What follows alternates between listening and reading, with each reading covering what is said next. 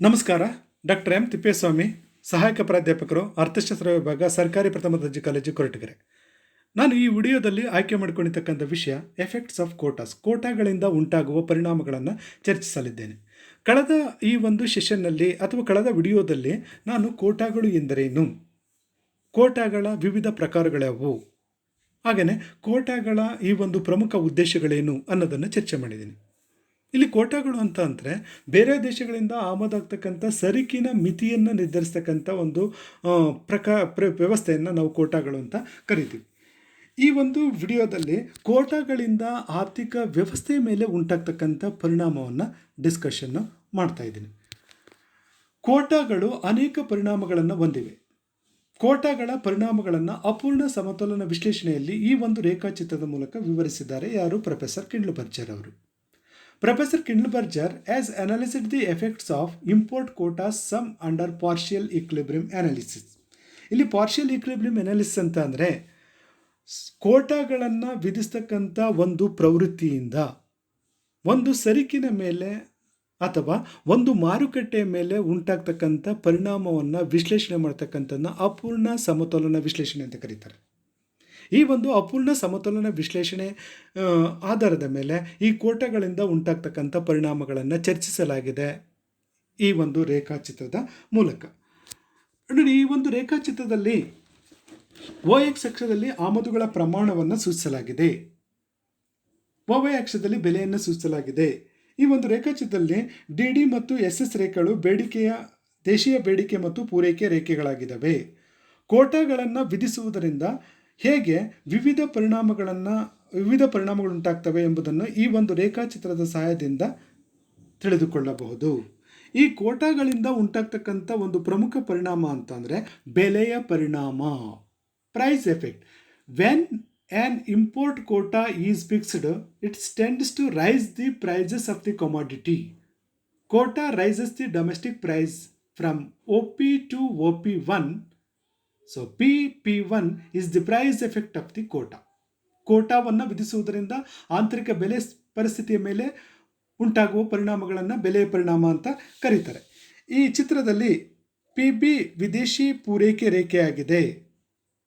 PB ವಿದೇಶಿ ಪೂರೈಕೆ ರೇಖೆಯಾಗಿದ್ದು OP ಪ್ರಮಾಣದ ಬೆಲೆಯಲ್ಲಿ ಮುಕ್ತ ಮಾರುಕಟ್ಟೆಯಡಿ Q1 Q4 ಪ್ರಮಾಣದ ಸರಕುಗಳನ್ನು ಆಮದು ಮಾಡಿಕೊಳ್ಳಲಾಗಿದ್ದು OQ1 ಮಾತ್ರ ಆ ಸರಕಿನ ದೇಶೀಯ ಪೂರೈಕೆಯಾಗಿತ್ತು. ಸರ್ಕಾರ Q2 Q3 ಪ್ರಮಾಣದಲ್ಲಿ ಕೋಟಾಗಳನ್ನು ವಿಧಿಸಿದಾಗ ಒಟ್ಟು ಪೂರೈಕೆ ರೇಖೆ S+Q ಆಗಿದ್ದು N ಬಿಂದುವಿನಲ್ಲಿ ಛೇದಿಸಿದೆ. ಆಗ ಆಂತರಿಕ ಬೆಲೆಯು P ಇಂದ P1ಗೆ ಏರಿಕೆಯಾಗುತ್ತದೆ. ಆದ್ದರಿಂದ P1 ಕೋಟಾದ ಬೆಲೆಯ ಪರಿಣಾಮವಾಗಿರುತ್ತದೆ. ಹೀಗೆ ಕೋಟಾ ವಿಧಿಸುವುದರಿಂದ ಆಂತರಿಕ ಬೆಲೆ ಪರಿಸ್ಥಿತಿಯ ಮೇಲೆ ಉಂಟಾಗ್ತಕ್ಕಂಥ ಈ ಒಂದು ಪರಿಣಾಮವನ್ನು ಬೆಲೆಯ ಪರಿಣಾಮ ಅಂತ ಕರಿತೀವಿ. ರೇಖಾಚಿತ್ರದಲ್ಲಿ P1 ಕೋಟಾದ ಬೆಲೆಯ ಪರಿಣಾಮವಾಗಿರುತ್ತದೆ. ಇನ್ನು ಎರಡನೇದು ರಕ್ಷಣಾ ಪರಿಣಾಮ, protective effect. An import quota as a protective effect when it reduces the quantity of an importable commodity and protects the domestic producers of the commodity from foreign competition. ಅಂದರೆ ದೇಶೀಯ ಕೈಗಾರಿಕೆಗಳ ರಕ್ಷಣೆಯ ಮೇಲಾಗುವ ಕೋಟಾದ ಪರಿಣಾಮವನ್ನು ರಕ್ಷಣಾ ಪರಿಣಾಮ ಎನ್ನಲಾಗುತ್ತದೆ. ಕೋಟಾವನ್ನು ವಿಧಿಸಿದಾಗ ಆಮದುಗಳು ಕಡಿಮೆಯಾಗಿ ದೇಶೀಯ ಕೈಗಾರಿಕೆಗಳಿಗೆ ರಕ್ಷಣೆ ಒದಗಿಸಿದಂತಾಗುತ್ತದೆ.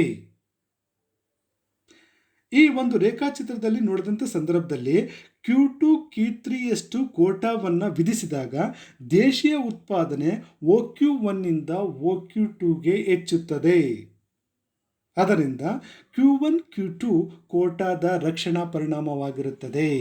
ಇಲ್ಲಿ ಈ ಒಂದು ರೇಖಾಚಿತ್ರದಲ್ಲಿ Q1 Q2 ಕೋಟಾದ ರಕ್ಷಣಾ ಪರಿಣಾಮ ಆಗಿರುತ್ತದೆ. ಇನ್ನು consumption effect. When quota is fixed, it tends to raise the domestic prices of the commodity. Consequently, the domestic consumption is reduced. ಅನುಭೋಗದ ಪರಿಣಾಮ, ಆಂತರಿಕ ಅನುಭೋಗದ ಮೇಲಾಗುವ ಕೋಟಾದ ಪರಿಣಾಮವನ್ನು ಅನುಭೋಗದ ಪರಿಣಾಮ ಎನ್ನುವರು. ಕೋಟಾವನ್ನು ಏರಿದಾಗ ಆ ಸರಕಿನ ಆಂತರಿಕ ಬೆಲೆಗಳು ಹೆಚ್ಚಿ ಅದರ ಅನುಭೋಗದ ಪ್ರಮಾಣ ಕಡಿಮೆಯಾಗುವುದು. ರೇಖಾಚಿತ್ರದಲ್ಲಿ ನೋಡಿದಂತೆ ಕೋಟಾವನ್ನು ವಿಧಿಸುವುದಕ್ಕಿಂತ ಮೊದಲು ದೇಶೀಯ ಅನುಭೋಗ OQ ಪ್ರಮಾಣದಲ್ಲಿತ್ತು. ಆದರೆ Q2 Q3 ಪ್ರಮಾಣದಷ್ಟು ಕೋಟಾವನ್ನು ವಿಧಿಸಿದಾಗ ಆ ಸರಕಿನ ಅನುಭೋಗ OQ3ಗೆ ತಗ್ಗುತ್ತದೆ. ಅದರಿಂದಾಗಿ Q4 Q3ಯು ಕೋಟಾದ ಅನುಭೋಗದ ಪರಿಣಾಮವಾಗಿರುತ್ತದೆ. Q4 Q3ಯು ಕೋಟಾದ ಅನುಭೋಗದ ಪರಿಣಾಮವಾಗಿರುತ್ತದೆ. ಹೀಗೆ ಕೋಟಾಗಳನ್ನು ವಿಧಿಸುವುದರಿಂದ ಅನುಭೋಗದ ಮೇಲೆ ಉಂಟಾಗ್ತಕ್ಕಂಥ ಈ ಒಂದು ಪರಿಣಾಮವನ್ನು ಕನ್ಸಂಪ್ಷನ್ ಎಫೆಕ್ಟ್ ಅಂತ ಕರಿತೀವಿ. ನೆಕ್ಸ್ಟು ಸರ್ಕಾರಿ ಆದಾಯದ ಪರಿಣಾಮ, ರೆವಿನ್ಯೂ ಎಫೆಕ್ಟ್. ಕೋಟಾ ವಿಧಿಸುವುದರಿಂದ ಸರ್ಕಾರಿ ಆದಾಯದ ಮೇಲೆ ಆಗುವ ಪರಿಣಾಮವನ್ನು ಆದಾಯದ ಪರಿಣಾಮ ಎನ್ನಲಾಗುತ್ತದೆ. ಕೋಟಾ ವಿಧಿಸುವುದರಿಂದ ದೇಶೀಯವಾಗಿ ಬೆಲೆ ಏರಿಕೆ ಸಂಭವಿಸಿದಾಗ ಆ ಬೆಲೆ ಏರಿಕೆಯ ಲಾಭ ಆಮದುದಾರರಿಗೆ ಲಭ್ಯವಾಗುತ್ತದೆ. ಆದರೆ ಸರ್ಕಾರ ಆಮದು ಪರವಾನಗಿಗಳನ್ನು ಹರಾಜು ಮಾಡುವ ಕ್ರಮವನ್ನು ಅನುಸರಿಸಿದಾಗ ಬೆಲೆ ಏರಿಕೆಯ ಲಾಭ ಸರ್ಕಾರಕ್ಕೆ ಲಭ್ಯವಾಗುತ್ತದೆ. ಆರಂಭದಲ್ಲಿ ಈ ಒಂದು ಆಮದುದಾರರು ಹೆಚ್ಚಿನ ಈ ಒಂದು ಲಾಭವನ್ನು ಪಡ್ಕೊಂಡ್ರೆ ಪರವಾನಗಿಗಳನ್ನು ನೀಡ್ತಕ್ಕಂಥ ಸಂದರ್ಭದಲ್ಲಿ ಹರಾಜಾಗ್ತಕ್ಕಂಥ ಈ ಒಂದು ಪ್ರಕ್ರಿಯೆಯಿಂದ ಸರ್ಕಾರಕ್ಕೆ ಈ ಒಂದು ಲಾಭ ಲಭ್ಯವಾಗುತ್ತದೆ. ಆಗ ಸರ್ಕಾರದ ಆದಾಯದ ಪರಿಣಾಮ ಯಾವ ರೀತಿ ಇರುತ್ತೆ ಅಂದರೆ MNABಗೆ ಸಮಾನವಾಗಿರುತ್ತದೆ. PP1 ಇಂಟು Q2 Q3 ಅಥವಾ MNABಗೆ ಸಮಾನವಾಗಿರುತ್ತದೆ. ಯಾವುದು? ಕೋಟಾ ವಿಧಿಸುವುದರಿಂದ ಸರ್ಕಾರದ ಆದಾಯದ ಮೇಲೆ ಉಂಟಾಗ್ತಕ್ಕಂಥ ಪರಿಣಾಮ.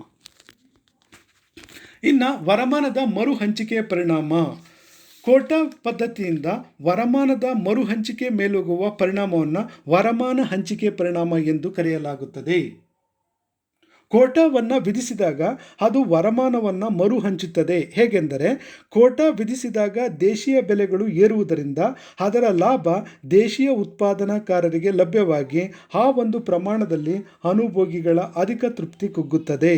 ಅಂದರೆ ಕೋಟಾಗಳನ್ನು ವಿಧಿಸ್ತಕ್ಕಂಥ ಒಂದು ಪ್ರವೃತ್ತಿಯಿಂದ ಲಾಭ ಉತ್ಪಾದಕರಿಗೆ ಲಭ್ಯವಾಗಿ ಆ ಒಂದು ಪ್ರವೃತ್ತಿಯಿಂದಾಗಿ ಅನುಭೋಗಿಗಳ ಅಧಿಕ ತೃಪ್ತಿ ಅಂತಕ್ಕಂಥದ್ದು ಕುಗ್ಗುತ್ತದೆ. ರೇಖಾಚಿತ್ರದಲ್ಲಿರುವಂತೆ ವರಮಾನದ ಮರು ಹಂಚಿಕೆಯ ಪರಿಣಾಮ PP1 MAಗೆ ಸಮನಾಗಿರುತ್ತದೆ. PP1 MAಗೆ ಸಮನಾಗಿರುತ್ತದೆ. ಯಾವುದು? ವರಮಾನ ಮರು ಹಂಚಿಕೆಯ ಪರಿಣಾಮ. Redistribution effect. The fixation of an import quota also leads to redistribution effect. ವ್ಯಾಪಾರದ ಕರಾರು ಪರಿಣಾಮ. ಕೋಟಾ ವಿಧಿಸುವುದರಿಂದ ಒಂದು ದೇಶದ ವ್ಯಾಪಾರದ ಕರಾರುಗಳ ಮೇಲೆ ಉಂಟಾಗುವ ಪರಿಣಾಮವನ್ನು ವ್ಯಾಪಾರದ ಕರಾರು ಪರಿಣಾಮ ಎಂದು ಕರೆಯಲಾಗುತ್ತದೆ. ಕೋಟಾವನ್ನು ವಿಧಿಸಿದಾಗ ವ್ಯಾಪಾರದ ಕರಾರುಗಳು ಬದಲಾಗುತ್ತವೆ. ಸಾಮಾನ್ಯವಾಗಿ ವ್ಯಾಪಾರದ ಕರಾರು ಕೋಟಾ ವಿಧಿಸುವ ರಾಷ್ಟ್ರದ ಪರವಾಗಿಯೇ ಇರುತ್ತವಾದರೂ ಹೀಗೆ ಪರವಾಗಿರುವುದು ಅಥವಾ ಇರದಿರುವುದು ರಫ್ತು ದೇಶದ ಬೇಡಿಕೆ ರೇಖೆಯ ಸ್ಥಿತಿಸ್ಥಾಪಕತ್ವವನ್ನು ಅವಲಂಬಿಸಿರುತ್ತದೆ ಅಥವಾ ಕೊಡುಗೆ ರೇಖೆಯ ಸ್ಥಿತಿಸ್ಥಾಪಕತ್ವವನ್ನು ಅವಲಂಬಿಸಿರುತ್ತದೆ. ರಫ್ತು ಮಾಡುತ್ತಿರುವ ದೇಶದ ಕೊಡುಗೆ ರೇಖೆಯು ಅಸ್ಥಿತಿಸ್ಥಾಪಕತ್ವದಿಂದ ಕೂಡಿದ್ದಲ್ಲಿ ಕೋಟಾ ವಿಧಿಸುವ ದೇಶದ ವ್ಯಾಪಾರದ ಕರಾರುಗಳು ಪ್ರತಿಕೂಲವಾಗಿರುತ್ತವೆ. ಅಂದರೆ ಆ ಒಂದು ದೇಶ ಆಮದು ಮಾಡ್ಕೊಳ್ತಕ್ಕಂಥ ಸರಕು ಅಸ್ಥಿತಿಸ್ಥಾಪಕತೆಯಿಂದ ಕೂಡಿದಂಥ ಸಂದರ್ಭದಲ್ಲಿ ಕೋಟಾ ವಿಧಿಸುವ ದೇಶದ ವ್ಯಾಪಾರದ ಕರಾರು ಪ್ರತಿಕೂಲವಾಗಿರುವ ಸನ್ನಿವೇಶವಿರುತ್ತದೆ. The terms of trade effect as a result of fixing of quota of import quotas. Next ಪಾವತಿ ಶಿಲ್ಕಿನ ಪರಿಣಾಮ. ಪಾವತಿ ಶಿಲ್ಕಿನ ಪರಿಣಾಮ. ಒಂದು ದೇಶದ ಪಾವತಿ ಶಿಲ್ಕಿನ ಮೇಲೆ ಕೋಟಾ ವಿಧಿಸುವುದರಿಂದ ಪರಿಣಾಮವನ್ನು ಪಾವತಿ ಶಿಲ್ಕಿನ ಪರಿಣಾಮ ಎನ್ನಲಾಗುತ್ತದೆ. ಏಕೆಂದರೆ ಕೋಟಾ ವಿಧಿಸುವುದರ ಮೂಲಕ ಆಮದುಗಳ ಪ್ರಮಾಣವನ್ನು ನಿಯಂತ್ರಿಸಿ ಪಾವತಿ ಶಿಲ್ಕಿನ ಪರಿಸ್ಥಿತಿಯನ್ನು ಉತ್ತಮಪಡಿಸಿಕೊಳ್ಳಬಹುದು. ಕೋಟಾ ಪದ್ಧತಿ ಬೇರೆಲ್ಲ ರಕ್ಷಣಾ ಆರ್ಥಿಕ ನೀತಿಗಳಿಂದ ಉತ್ತಮವಾದದ್ದು ಎಂದು ಹೇಳಲಾಗಿದೆ. ಅಂದರೆ ಪಾವತಿ ಶಿಲ್ಕಿನ ಪರಿಸ್ಥಿತಿಯನ್ನು ತಿಳಿಗೊಳಿಸೋದಕ್ಕಾಗಿ ಅಥವಾ ಪಾವತಿ ಶಿಲ್ಕಿನ ಅಸಮತೋಲನವನ್ನು ಸರಿಪಡಿಸೋದಕ್ಕಾಗಿ ಬೇರೆ ದೇಶಗಳಿಂದ ಆಮದಾಗ್ತಕ್ಕಂಥ ಸರಕುಗಳನ್ನು ನಿಯಂತ್ರಿಸುವ ಸಲುವಾಗಿ ಕೋಟಾಗಳನ್ನು ವಿಧಿಸಿದ್ದೇ ಆದರೆ ಆಗ ಈ ಒಂದು ಅಸಮತೋಲನ ಅಥವಾ ಪಾವತಿ ಶಿಲ್ಕಿನ ಬಿಕ್ಕಟ್ಟು ಅಥವಾ ಪಾವತಿ ಶಿಲ್ಕಿನ ಈ ಒಂದು ಅಸಮರ್ಪಕತೆ ಅಂತಕ್ಕಂಥದ್ದು ತಿಳಿಯಾಗುವ ಲಕ್ಷಣಗಳು ಉಂಟಾಗ್ತವೆ. ಇದನ್ನು ನಾವೇನಂತ ಕರಿತೀವಿ? ಪಾವತಿ ಶಿಲ್ಕಿನ ಪರಿಣಾಮ ಅಂತ ಕರಿತೀವಿ.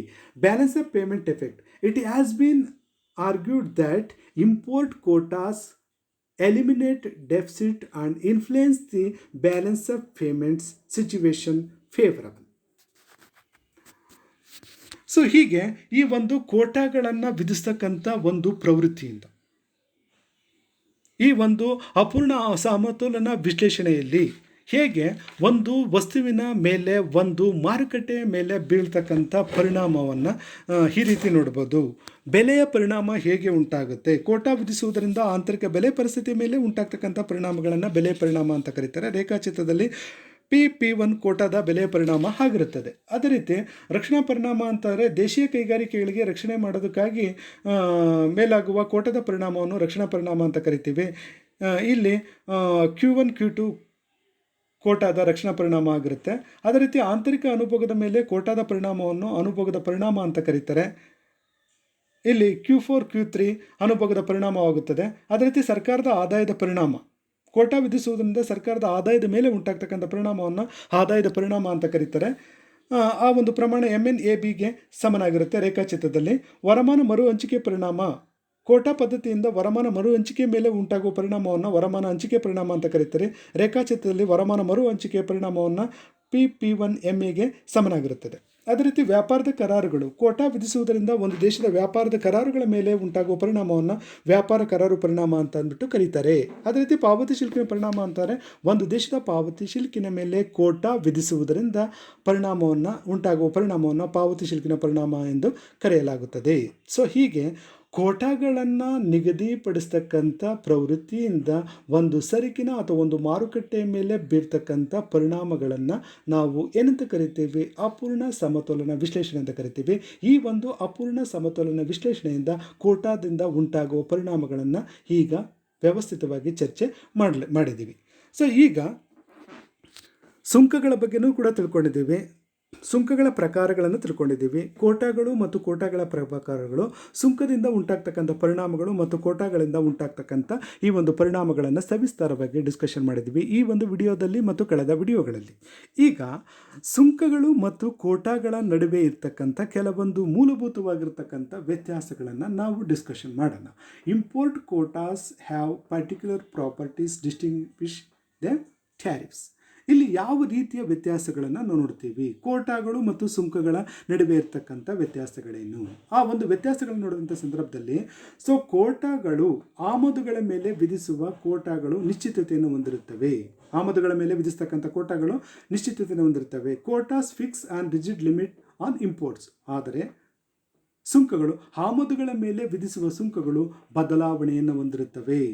ಇಲ್ಲಿ ಬೇರೆ ದೇಶಗಳಿಂದ ಆಮದಾಗ್ತಕ್ಕಂಥ ಸರಕುಗಳ ಮೇಲೆ ಈ ಒಂದು ಕೋಟಾಗಳು ಇಂತಿಷ್ಟು ಅಂತ ಅಂದ್ಬಿಟ್ಟು 10%, 20% ಅಂತ ಅಂದ್ಬಿಟ್ಟು ನಿಗದಿಯಾಗಿರುತ್ತೆ. ಆದರೆ ಆಮದುಗಳ ಮೇಲೆ ವಿಧಿಸ್ತಕ್ಕಂಥ ಸುಂಕಗಳು ಆಗಾಗ ಬದಲಾವಣೆಗಳನ್ನು ಒಳಗೊಂಡಿರುತ್ತವೆ. So this is the differences between quotas and tariffs. So next, ಈ ಒಂದು ಕೋಟಾಗಳು GDPಯ ಮೇಲೆ ಯಾವುದೇ ಪರಿಣಾಮ ಬೀರುವುದಿಲ್ಲ. GDPಯ ಮೇಲೆ ಯಾವುದೇ ರೀತಿ ಪರಿಣಾಮ ಬೀರುವುದಿಲ್ಲ. ಆದರೆ ಸುಂಕಗಳು GDPಯ ಮೇಲೆ ತನ್ನದೇ ಆಗಿರತಕ್ಕಂಥ ಪರಿಣಾಮ ಬೀರುತ್ತವೆ. ಯಾಕೆ GDP ಮೇಲೆ ಪರಿಣಾಮ ಬೀರೋದಿಲ್ಲ ಅಂತಾರೆ? ಬೇರೆ ದೇಶಗಳಿಂದ ಆಮದಾಗ್ತಕ್ಕಂಥ ಸರಕುಗಳ ಮಿತಿಯನ್ನು ನಿರ್ಧರಿಸ್ತಕ್ಕಂಥದ್ದು ಕೋಟಾ ಅಷ್ಟೇ. ಹಾಗಾಗಿ ಇದು ಒಂದು ದೇಶದ ಒಟ್ಟು ರಾಷ್ಟ್ರೀಯ ಆದಾಯ ಅಥವಾ ಒಟ್ಟು ದೇಶೀಯ ಉತ್ಪನ್ನದ ಮೇಲೆ ಯಾವುದೇ ರೀತಿ ಪರಿಣಾಮ ಬೀರಲ್ಲ. ಆದರೆ ಸುಂಕಗಳು ಒಟ್ಟು ದೇಶೀಯ ಉತ್ಪನ್ನದ ಮೇಲೆ ಪರಿಣಾಮ ಬೀರುತ್ತೆ. ಯಾಕೆಂತಾರೆ ಬೇರೆ ದೇಶಗಳಿಂದ ಆಮದಾಗ್ತಕ್ಕಂಥ ಸರಕುಗಳ ಮೇಲೆ ಸುಂಕಗಳನ್ನು ವಿಧಿಸಿದಾಗ ಆಗ ಸರ್ಕಾರಕ್ಕೆ ಆದಾಯ ಬರುತ್ತೆ. ಈ ಒಂದು ಆದಾಯವನ್ನು ಸೇರಿಸ್ತೀವಿ. ಜೊತೆಗೆ ಈ ರೀತಿ ಸುಂಕ ವಿಧಿಸುವುದರಿಂದ ಸ್ವದೇಶಿ ಕೈಗಾರಿಕೆಗಳಿಗೆ ರಕ್ಷಣೆ ಸಿಗುತ್ತೆ. ಆ ಒಂದು ರಕ್ಷಣೆಯಿಂದ ಸ್ವದೇಶಿ ಕೈಗಾರಿಕೆಗಳು ಅಭಿವೃದ್ಧಿ ಆಗ್ತವೆ, ಉತ್ಪಾದನೆ ಹೆಚ್ಚಾಗುತ್ತೆ, ಉದ್ಯೋಗಾವಕಾಶಗಳ ಪ್ರಮಾಣ ಹೆಚ್ಚಾಗುತ್ತೆ. ಇದೆಲ್ಲನೂ ಕೂಡ GDP ಮೇಲೆ ಪ್ರಭಾವ ಬೀರೋದಕ್ಕೆ ಕಾರಣ ಆಗುತ್ತೆ. ಹಾಗಾಗಿ ಸುಂಕಗಳು GDP ಮೇಲೆ ಪರಿಣಾಮ ಬೀರುತ್ತವೆ, ಆದರೆ ಕೋಟಾಗಳು GDP ಮೇಲೆ ಯಾವುದೇ ಪರಿಣಾಮ ಬೀರಲ್ಲ.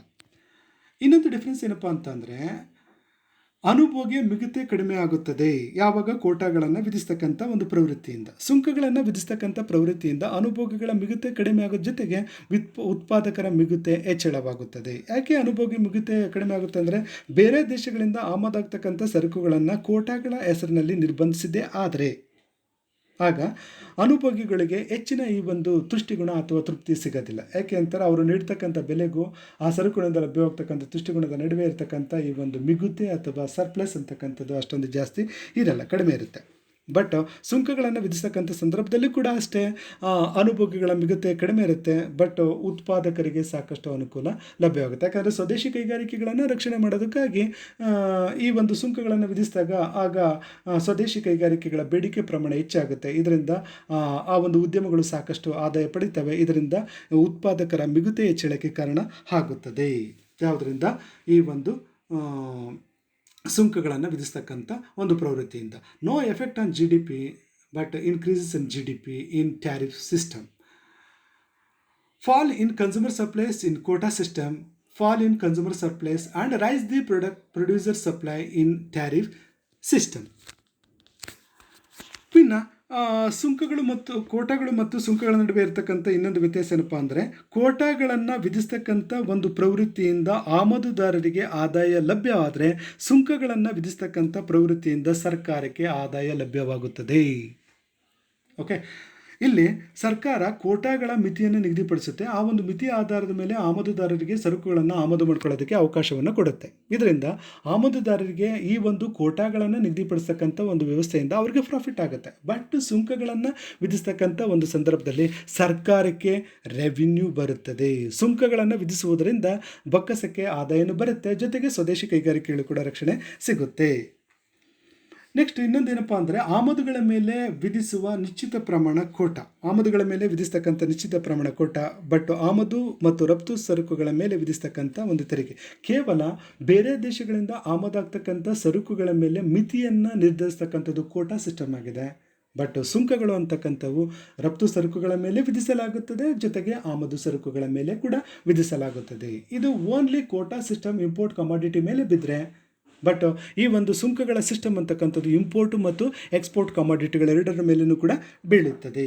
Okay, income to the importers and income to the government in the tariff system.